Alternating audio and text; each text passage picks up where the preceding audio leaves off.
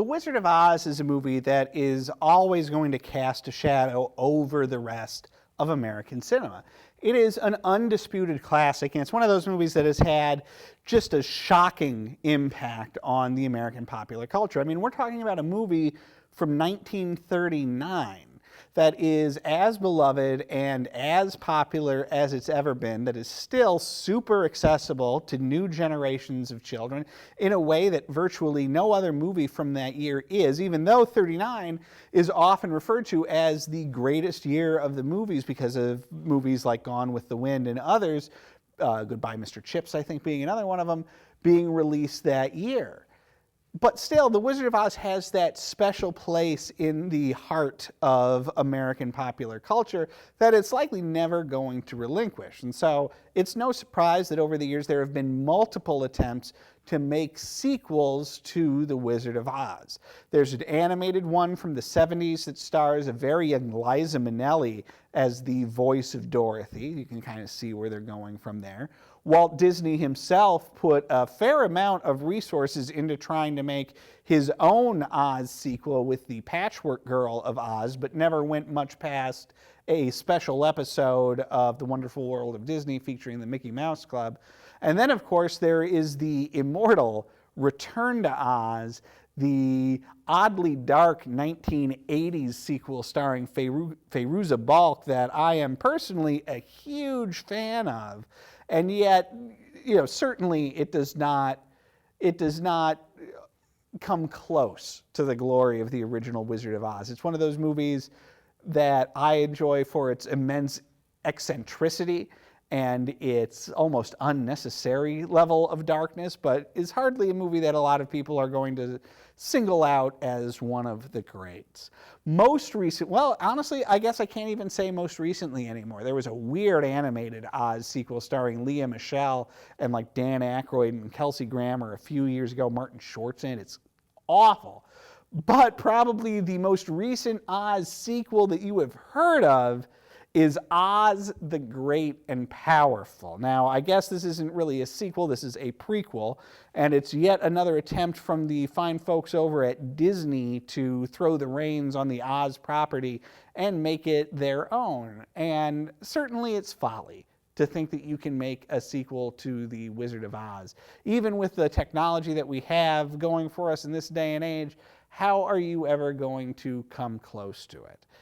This one is directed by the great Sam Raimi, who's a little bit of an odd choice for a family fun Oz movie.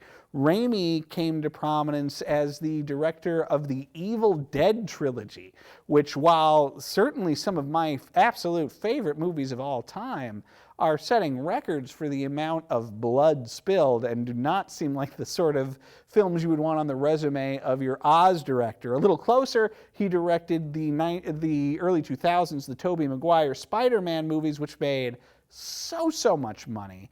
So, why you would think of him for Oz, I don't know. Still, he does a pretty good job here. Oz the Great and Powerful is certainly more fun than it has any right to be, and is a pretty watchable and enjoyable movie. Part of that you can chalk up to the cast. James Franco is engaging and charming in a scoundrel fashion as the young Wizard of Oz, as the fortune teller who gets blown to Oz and has to pose as the wizard. James Franco, certainly a bit of a problematic figure in pop culture right now, but certainly an actor of more than a little talent. All you have to do is look at one of his recent movies, The Disaster Artist, to see his skill as an actor. Or please, if you haven't already, and this is a weird show to bring up in a review of Oz the Great and Powerful, but head over to HBO and check out The Deuce. It's a show wherein Franco is playing dual roles as a pair of twin brothers, and I never cease to be amazed at how sometimes just through body language he's able to communicate which of the two twins he is currently performing. It's truly stellar work. Obviously, his work here in Oz the Great and Powerful is perhaps not as groundbreaking or stellar or adult, but it is good and engaging. The thing I probably like the most about Oz the Great and Powerful is that Raimi, I think, seems fascinated by an idea of the powerful women of Oz. If you go back and you look at the 39, the MGM Wizard of Oz, you can see that dynamic. In some ways, I would argue that that 39 Wizard of Oz is in many ways a feminist film. It features a female protagonist. The two most powerful people in the narrative are women, but the Wicked Witch of the West and Glinda the Good Witch.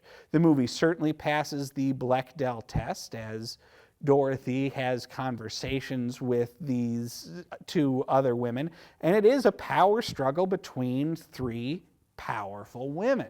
Oz the Great and Powerful, despite being a movie that is ostensibly about I think Professor Marvel is his name, but the Wizard of Oz, is itself sort of dealing with a power struggle between three powerful women. That is, at the very least, the set dressing for Franco's story. In this case, you have Michelle Williams, the always wonderful Michelle Williams. We've talked about her on this show before. She is an immensely underrated actress, doing fine work here as the young Glinda. She is, however, somewhat upstaged by the dual talents of Mila Kunis and Rachel Weisz, playing the Wicked Witches of the East and West, I suppose.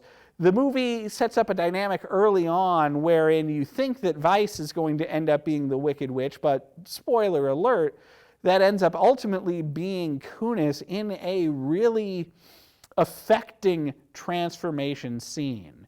The story of how Kunis is in many ways tricked into becoming the Wicked Witch is the best part of this movie, and I only wish they had maybe spent more time on it. Perhaps a shift of focus, Wicked style, onto Mila Kunis would have been preferable. Rachel Weisz is also very good here. It's a little bit more of a scene-chewing role for her as the always bad sister, but she is no less fun. The movie has a ton of ideas going on in it, and I would argue that even despite a fairly lengthy runtime, doesn't really have room for all of those ideas, which is sort of a shame. I'm not saying that this movie should have spilled out into its own trilogy of movies, although that's certainly what Disney would have liked to have happened, but there is a lot going on here. This is not a hollow movie or a thin movie. There's more than enough going on that I think you're going to be able to find at least one narrative thread here to latch onto that is more interesting and more fun than it ought to be. It's just a shame that the abundance of it does make the resulting movie more than a little muddled. Still, there is something there. There is something of the old magic in the heart of this. Oz the Great and Powerful, 3.5 stars.